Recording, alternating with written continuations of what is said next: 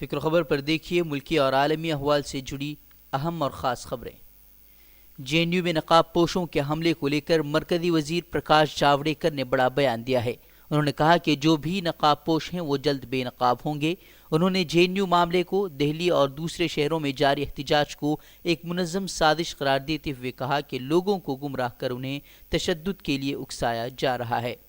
جو بھی نقاب پوش آئے تھے لوگ اور جنہوں نے ہنسا کری وہ بے نقاب ہو گئے، اور جس طرح سے جے این یو دلی اور دیش کے وبھن حصوں میں جان بوجھ کر سمجھ کر بھی جو غلط فہمیاں پھیلائی جا رہی ہے، بھرم پھیلایا جا رہا ہے اور ہنسا کے لیے اکسایا جا رہا ہے، اس کا بھی پردہ فاش ہوگا۔ یہ ساری گھٹنائیں ایک سوتر میں ہی دیکھنا چاہیے۔ مرکزی سرکار کے مزدور مخالف اور عوام مخالف اور آئین مخالف پالیسیوں کے خلاف ملک بھر میں ٹریڈ یونین کی ہڑتال جاری ہے۔ شہریت قانون این آر سی سمیت طلباء کی تعلیمی فیس میں اضافے کو لے کر بھی عوام سڑکوں پر ہیں۔ مغربی بنگال میں اس کا اثر کچھ زیادہ ہی دیکھنے کو مل رہا ہے۔ ہاوڑہ میں احتجاجی مظاہرین نے ریلوے ٹریک کو بلاک کر دیا، وہیں شمالی 24 پرگنہ میں سی پی آئی اور کانگریس کارکنان سڑک جام کر مظاہرہ کر رہے ہیں۔ وہیں بینکنگ سمیت کئی خدمات اس سے متاثر ہوئی ہیں۔ جے این یو میں نقاب پوش دہشت گردوں کے حملہ معاملے میں دہلی پولیس کے ہاتھ 3 دنوں بعد بھی خالی ہیں۔ دہلی پولیس کا کہنا ہے کہ سرور روم کو نقصان پہنچانے کی وجہ سے انہیں سی سی ٹی وی فوٹیج نہیں مل پا رہی۔ خیال رہے کہ غنڈوں کی کئی ویڈیو، کئی تصاویر سوشل میڈیا پر گردش کر رہی ہیں، جبکہ لاٹھی ڈنڈوں کے ساتھ کچھ اے بی وی پی کے کارکنان کی تصویریں بھی وائرل ہوئی ہیں، لیکن پولیس ان سے بھی پوچھ تاچھ میں ناکام رہی ہے۔ نربھیا عصمت ریزی اور قتل معاملے میں چاروں مجرموں کو 22 جنوری کی صبح پھانسی دینے کا عدالت نے فرمان جاری کیا ہے۔ نربھیا کی ماں نے عدالتی فیصلے کے بعد خوشی کا اظہار کرتے ہوئے کہا ہے کہ آج انہیں انصاف ملا، لیکن مجرموں کے وکیل نے عدالتی فیصلے کے خلاف کیوریٹو پیٹیشن داخل کرنے کا فیصلہ کیا ہے۔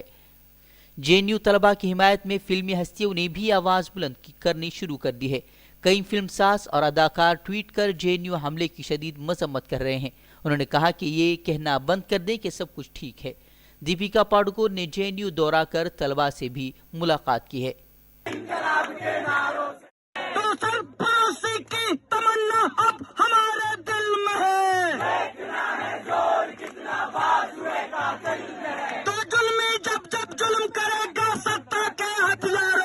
کشمیر میں 5 ماہ سے انٹرنیٹ اور موبائل پر پابندیاں کشمیر کی معیشت پر بری طرح اثر انداز ہوئی ہیں۔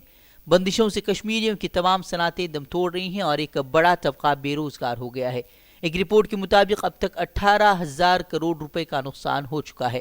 حالانکہ حکومت کا دعویٰ یہ تھا کہ وہ کشمیر کو ہندوستان سے جوڑ کر اسے ترقی دے گی۔ خیال ہے کہ 5 ماہ سے زائد کا عرصہ گزر چکا ہے، لیکن آج بھی پری پیڈ موبائل خدمات بند ہیں، جبکہ انٹرنیٹ پر بھی پابندی برقرار ہے۔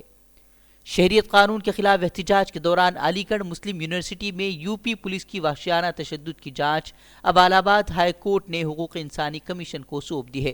کورٹ نے 5 ہفتوں میں اپنی رپورٹ داخل کرنے کے بھی احکامات جاری کیے ہیں۔